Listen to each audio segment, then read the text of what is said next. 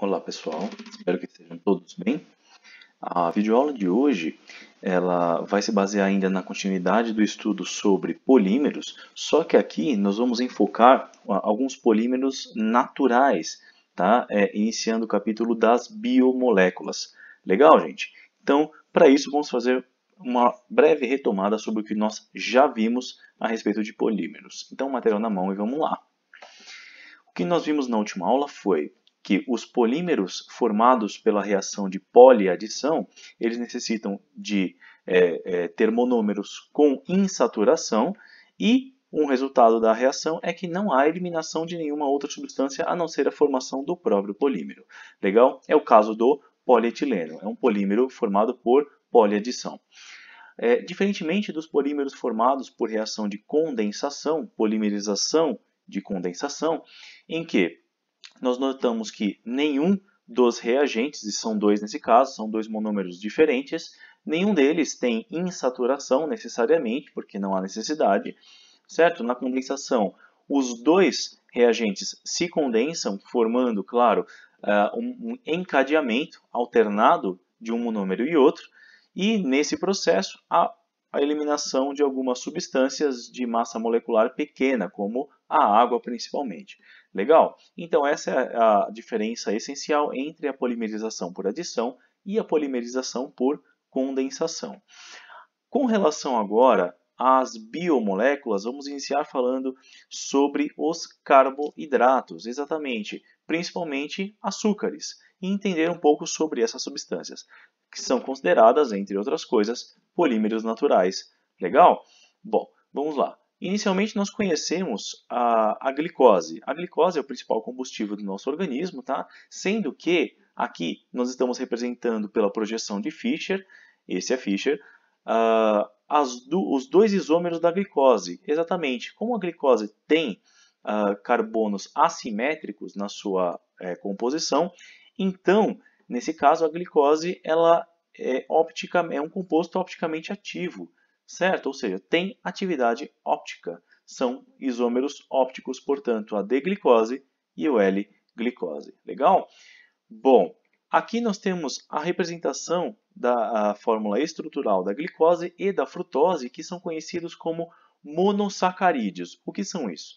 Monossacarídeos são as pecinhas básicas para a construção de polissacarídeos, ou seja, de moléculas de açúcares, entre outras palavras, de cadeias maiores. Ou seja, quando dois monossacarídeos formam ligação entre si, eles são capazes de formar então um encadeamento de número variável, tá, de monossacarídeos para formar um polissacarídeo. Legal? Que nada mais é do que um açúcar de molécula muito grande. Então aqui, fazendo a união entre a frutose e a glicose, obtém-se o que nós conhecemos como a sacarose. A sacarose nada mais é do que o açúcar que nós temos em casa, usamos na comida, nos doces, etc. Ou o famoso açúcar de cana, que nada mais é do que um disacarídeo. Tá? Ou seja, é um polissacarídeo de cadeia pequena. Ok, gente? Então, essa é a sacarose. A palavra, inclusive, sacarídeo, provém do grego, tá? Que significa açúcar. Agora, da onde vem esse contexto aí mais voltado à biologia? Nós sabemos, então, que no processo reconhecido por fotossíntese, relacionado aqui ao lado, na circulação química já conhecida por vocês, as plantas, elas absorvendo energia da luz solar, promovem a síntese da glicose, que é o seu próprio combustível, ou seja, é o alimento da própria planta, produzem então a glicose a partir de gás carbônico e água, e um dos produtos dessa reação é também a liberação de gás oxigênio, tá? Que a planta também consome para sua própria respiração quando não está fazendo fotossíntese, certo? A questão é, a glicose, que é um monossacarídeo, é um carboidrato, é um açúcar, tá? Ela é sintetizada pela fotossíntese. Nós também fazemos a fotossíntese, só que da vitamina D e não da glicose. Legal, gente? A questão que surge agora é como que é utilizada essa energia proveniente dos carboidratos, dos açúcares que nós consumimos. Tá? A resposta está aqui. Na reação que nós podemos identificar como queima da glicose, tá? Onde a glicose, reagindo com o gás oxigênio, por vias metabólicas, claro, não necessariamente ocorre uma combustão, tá? Mas por vias metabólicas a glicose é, de certa forma, entre aspas, queimada, produzindo gás carbônico, água e, fundamentalmente, a energia que o corpo precisa. Porque, afinal, o corpo é uma máquina biológica, portanto, precisa de um combustível, esse combustível é a glicose. A glicose é o material, o combustível, que fornece energia para o organismo físico. Legal, gente? Então, é essa energia aí, fornecida pela queima da glicose por suas vias metabólicas, que é fornecida ao organismo em todas as suas funções necessárias. Legal, gente? Bom, daí surge então toda a manutenção da funcionalidade dos órgãos vitais. Tá? Todos eles demandam a energia. Bom, gente, a glicose, o que nós sabemos é, ela tem um grupo carbonila, portanto uma ligação carbono dupla oxigênio, tá? Uma ligação dupla entre carbono e oxigênio, localizada no final da cadeia carbônica, tá certo? E isso significa que a glicose, entre outras coisas, tem a função aldeído, certo? Comparando com a frutose, que tem também uma carbonila, mas essa carbonila está entre dois carbonos, nesse caso, reconhecemos a função cetona. Conclusão é que a glicose tendo a função aldeído e a frutose tendo a função cetona, nós podemos entender como a glicose sendo um tipo de aldose e a frutose um tipo de cetose. Legal, gente? Respectivamente, significando um monossacarídeo com a função aldeído e um monossacarídeo com a função cetona. Legal?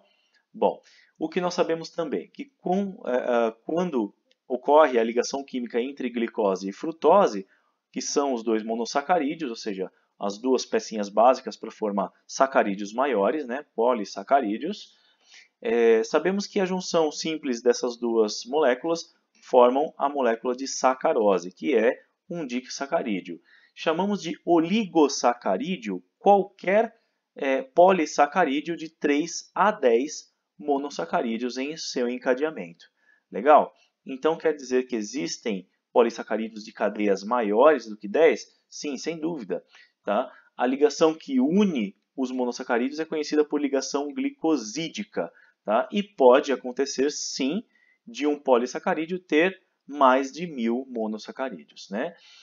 Então, a ligação glicosídica, o que nós sabemos é, ela pode ser facilmente rompida por um processo reacional chamado hidrólise, geralmente hidrólise em meio ácido, legal? Onde nós podemos separar, por exemplo, a glicose da frutose na molécula de sacarose. Aqui nós temos um exemplo do amido, exatamente o amido que nós conhecemos e muitas vezes temos em casa. Cada molécula de amido tem inúmeras moléculas de glicose, chegando ali a passar de 1000. Portanto, é formado por uma quantidade imensa de monossacarídeos para uma molécula de amido. De forma muito similar, temos a celulose, o material de que são feitas as árvores e o papel, consequentemente. Tá? Também tem uma molécula muito grande, tá? Formada por inúmeros monossacarídeos, certo? A comparação em termos estruturais é de que o amido ele tem uma estrutura espiral na sua molécula, enquanto a celulose tem uma estrutura plana, tá? Ou seja, linear das moléculas de celulose. Legal, gente? Bom, espero que vocês tenham entendido, espero que tenham gostado. Até a próxima videoaula e que a força esteja com vocês. Valeu, pessoal, até a próxima!